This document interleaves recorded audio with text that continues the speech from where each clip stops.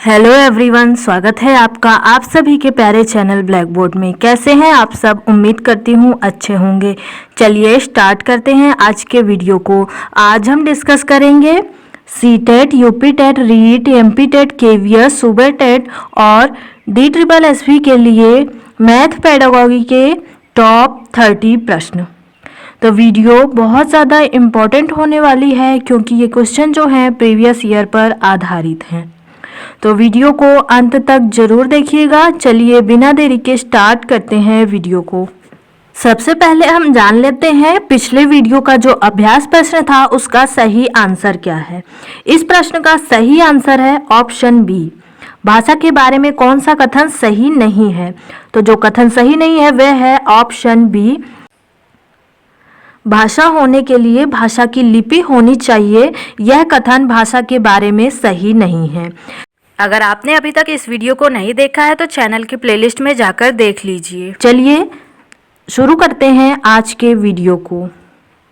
पहला प्रश्न है, राष्ट्रीय पाठ्यचर्या की रूपरेखा NCF 2005 के अनुसार प्राथमिक स्तर पर गणित शिक्षण का उद्देश्य निम्नलिखित में से कौन सा नहीं है?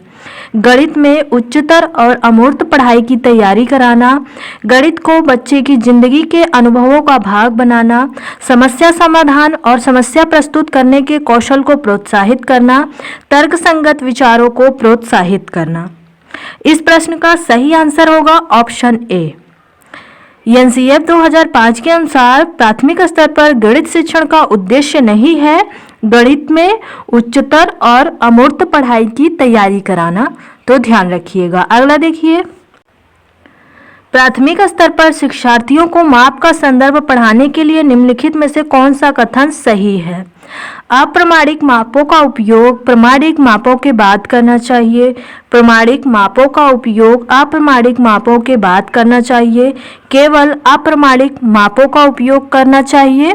ये वाला ऑप्शन तो ऐसे ही गलत हो गया क्योंकि यहाँ पर केवल आ गया है। ये कुछ ऐसे शब्द हैं जिनके माध्यम से हम एग्जाम में आसानी से पहचान सकते हैं कि ऑप्शन कौन सा गलत होगा, कौन सा सही होगा।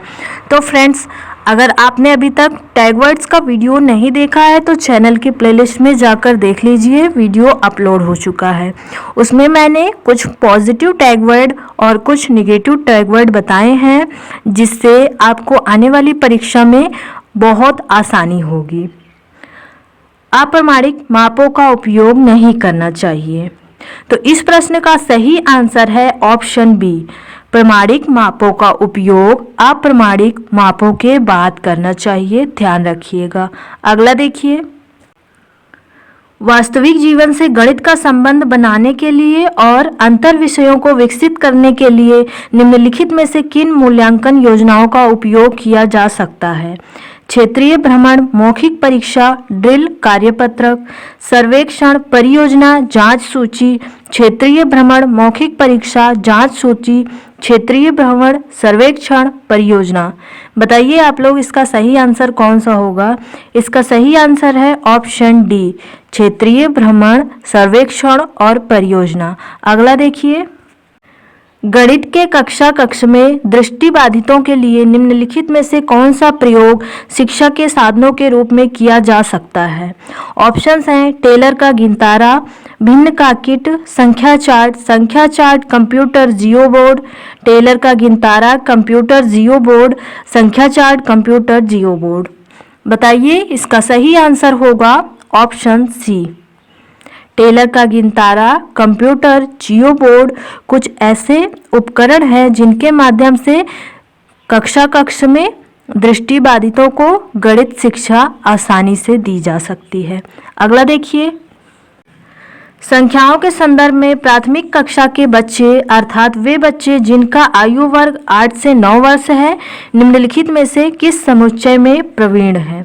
वर्गीकरण, प्रतिवर्तीता यानी रिवर्सिबिलिटी, आनुपातिक विवेचन, पंक्तिबद्धता, प्रतिवर्तीता, आनुपातिक विवेचन, पंक्तिबद्धता, वर्गीकरण, आनुपातिक विवेचन, पंक्तिबद्धता, वर्गीकरण और प्रतिवर्तीता।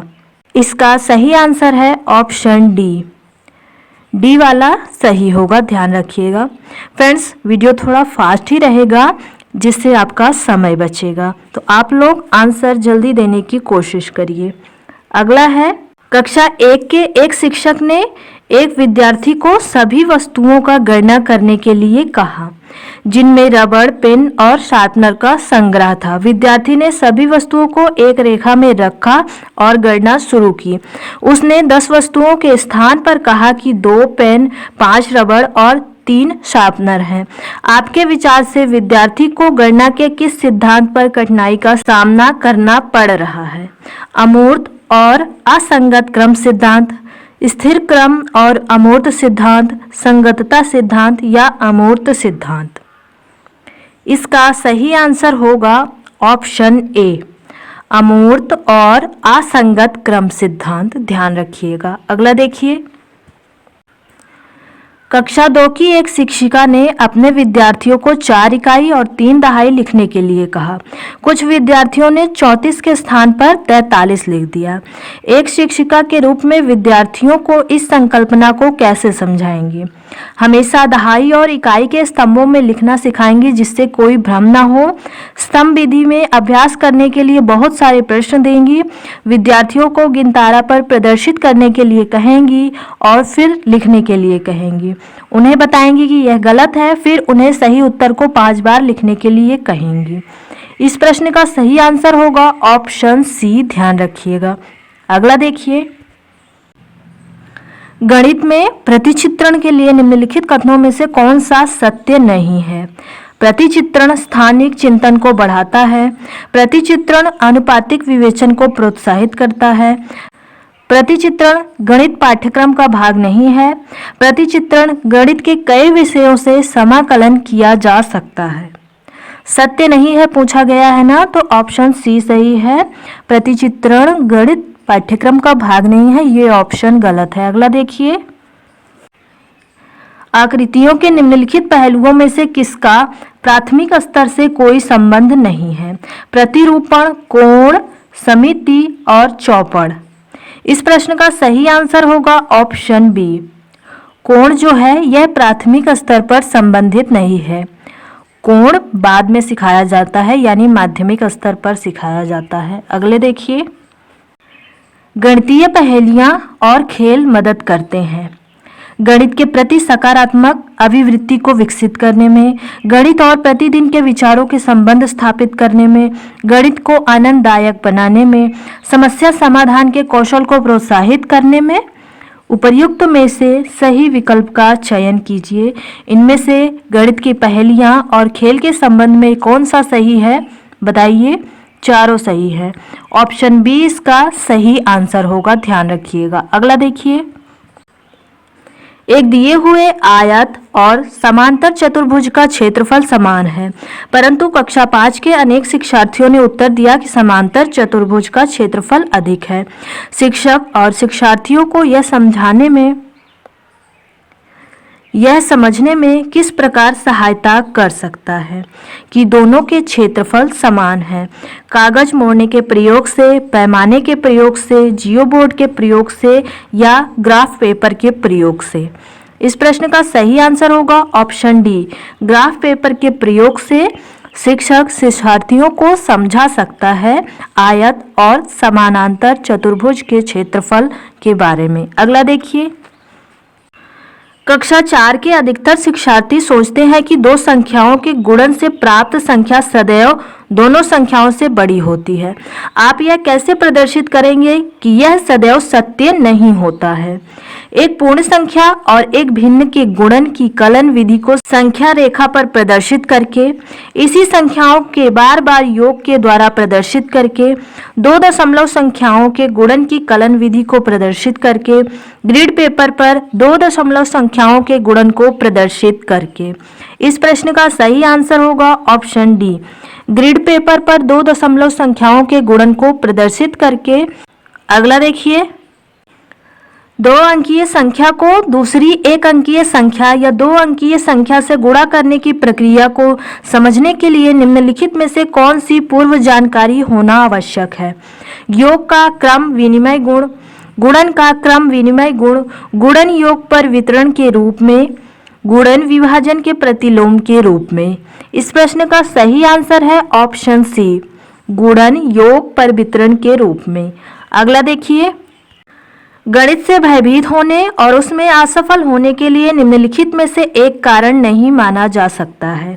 कक्षा कक्ष के अनुभव कारण है, प्रतीकात्मक संकेत कारण है, गणित की संरचना कारण है, लैंगिक भेद यह कारण नहीं है, ध्यान रखिएगा। अगला देखिए, 2 दशमलव संख्याओं के योग की संकल्पना को पढ़ाने के लिए निम्नलिखित में से शिक्षण अधिगम का कौन सा साधन सर्वाधिक उपयुक्त है? जियो बोर्ड, मोती और माला, ग्राफ पेपर या गिनतारा?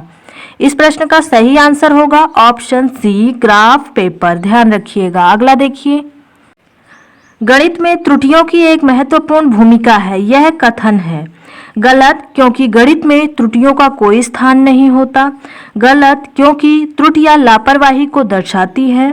सही, क्योंकि यह बोध कराती है कि बच्चे गणित की अवधारणा की रचना किस प्रकार करते हैं। सही, क्योंकि यह विद्यार्थियों को उनके प्राप्तांकों के विषय में फीडबैक देती है। इस प्रश्न का सही आंसर है ऑप्शन सी, यह कथन सही है क्योंकि यह बोध कराती है कि बच्चे गणित की अवधारणा की रचना किस प्रकार करते हैं। तो ध्यान रखिएगा। अगला देखिए, प्राथमिक स्तर पर गणित की पहेलियां मदद करती हैं कक्षा के प्रतिभा संपन्न विद्यार्थियों को पहचानने में, विद्यार्थियों को मनोरंजन प्रदान करने में, समस्या सुलझाने के कौशलों को परखने में, समस्या सुलझाने के कौशलों को प्रोत्साहित करने में। ऑप्शन डी इस प्रश्न का सही आंसर होगा। प्राथमिक स्तर पर गणित की पहेलियां मदद करती हैं समस्या सुलझाने के कौशलों को प्रोत्साहित करने में। अगला देखिए, एनसीईएफ 2005 के अनुसार प्राथमिक विद्यालयों में गणित पढ़ाने का मुख्य उद्देश्य निम्नलिखित में से कौन सा नहीं है? बच्चे की सोच विचार प्रक्रिया को गणितीय रूप देना, बच्चे के संदर्भ में गणित का वर्णन करना, समस्या समाधान के कौशलों को बढ़ाना, गणित में उच्चतर पढ़ाई की तैयारी कराना। ऑप्शन डी इसका सही आंसर होगा क्योंकि यहाँ पर निगेटिव पूछा गया है, तो प्राथमिक विद्यालयों में उच्चतर पढ़ाई नहीं कराई जा सकती। अगला देखिए, कक्षा 2 के विद्यार्थियों को एक शिक्षक योग सिखा रहा है। निम्नलिखित में से कौन सी युक्ति का अनुसरण सर्वाधिक उपयुक्त है? कक्षा 2 में शाब्दिक प्रश्नों को ना कराया जाए, शाब्दिक प्रश्नों का प्रयोग केवल मूल्यांकन हेतु किया जाए, योग को शाब्दिक प्रश्नों द्वारा प्रस्तुत किया जाए, शाब्दिक प्रश्नों को अध्याय के अंत में कराया जाए। इस प्रश्न का सही आंसर होगा ऑप्शन सी, योग को शाब्दिक प्रश्नों द्वारा प्रस्तुत किया जाए। कक्षा 2 के विद्यार्थियों के लिए यह युक्ति सर्वाधिक उपयुक्त रहेगी। अगला देखिए, निम्नलिखित में से कौन से कथन गणित की प्रकृति के बारे में सबसे उपयुक्त हैं? यह बच्चे को सृजनात्मक बनाने में सहायता करती है, यह बच्चे की कल्पना को पोषित करने में सहायता करती है, यह निगमनात्मक विवेचन पर आधारित है, यह हमेशा अभिसारी होती है। यह गलत है, सही विकल्प को चुनिए। तो ए बी सी इसका सही आंसर होगा। गणितीय प्रकृति हमेशा अभिसारी नहीं होती है, यह अपसारी भी होती है। अगला देखिए, कक्षा 2 के शिक्षक ने योग के निम्नलिखित शाब्दिक प्रश्नों को विद्यार्थियों को हल करने हेतु दिया। एक टोकरी में 5 सेब हैं, उसमें 7 सेब और डाल दिए गए। अब टोकरी में कितने सेब हैं? इस प्रकार का शाब्दिक प्रश्न निम्नलिखित में से किस मॉडल से संबंधित है? संवर्धन, पृथक्करण, योग की पुनरावृत्ति या समुच्चयन? इस प्रश्न का सही आंसर होगा ऑप्शन डी, समुच्चयन का अर्थ होता है समूह। यह प्रश्न समूह मॉडल के हैं, ध्यान रखिएगा। ऑप्शन डी इसका सही आंसर है। अगला देखिए, कक्षा 5 के विद्यार्थियों को समझाने के लिए कि 1/10 1/100 से बड़ा है, निम्नलिखित में से कौन सी शिक्षण अधिगम सामग्री सर्वाधिक उपयुक्त है? डाइस ब्लॉक, संख्या चार्ट, गिनतारा या 10x10 का वर्गीकृत ग्रिड? इस प्रश्न का सही आंसर होगा ऑप्शन बी, संख्या चार्ट।